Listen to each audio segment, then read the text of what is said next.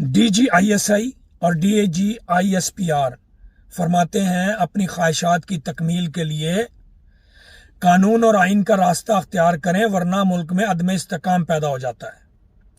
मैं आपसे पूछता हूं किबला बड़े अदब से, क्या इस बनाते हैं, सिलेक्शन करवाते हैं जिस पर आजम नजीर तारड़ जैसे वकील का वजीर कानून इस्तीफा दे देते हैं?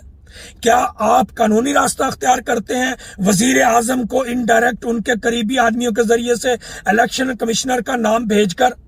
क्या आप कानूनी रास्ता अख्तियार करते हैं कि ब्यूरोक्रेसी आपके डायरेक्ट कंट्रोल में होती है? क्या आप कानूनी रास्ता अख्तियार करते हैं कि आप बैरूनी दौरे जनरल साहिबान मुल्क की खारजा पॉलिसी तय करते हैं? क्या आप कानूनी रास्ता अख्तियार करते हैं कि आप सरकारी मुलाजिम होते हुए वजीर आजम और साबका वजीर आजम के खिलाफ प्रेस कॉन्फ्रेंस करते हैं? क्या आप आईनी और कानूनी रास्ता अख्तियार करते हैं? आप 1 घंटा 48 मिनट की सियासी कॉन्फ्रेंस करते हैं? जरा बताइए जरा।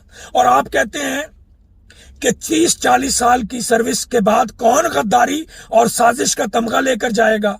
जनाब अली, इराक को बर्बाद करने में जर्नैलों की गद्दारी, कुवैत को बर्बाद करने में जर्नैलों की गद्दारी, यमन को बर्बाद करने में या जर्नैलों की गद्दारी, सराजुद्दौला को हराने में जर्नैलों की गद्दारी, टीपू सुल्तान को हराने में जर्नैलों की गद्दारी, और नबी पाक सल्लल्लाहु अलैहि वसल्लम को कामयाब करने में खालिद बिन वलीद जर्नैल की वफादारी। इससे और ज्यादा क्या मिसालें दूं? पाकिस्तान की बर्बादी में आप खुद तस्लीम कर चुके हैं जर्नैलों से गलतियां हुई हैं, तो सरेंडर कर देना। आप क्यों कंट्रोल करना चाहते हैं? आप क्यों पॉलिटिकल वर्कर को नंगा करके उसको बेइज्जत करने का तासुर पैदा करते हैं? वो तो बेवकूफ है।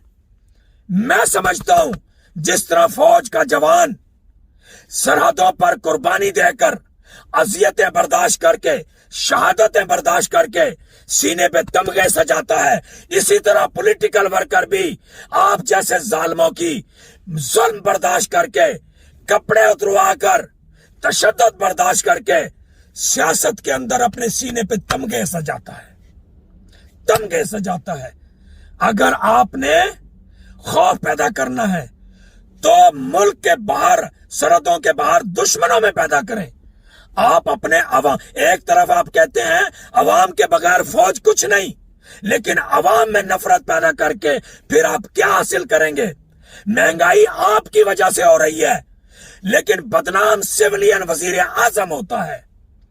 खाते आप हैं, बदनाम सिविलियन वजीर आजम होता है। 70% बजट आप पर खर्च होता है, बदनामी सियासी पार्टी की होती है।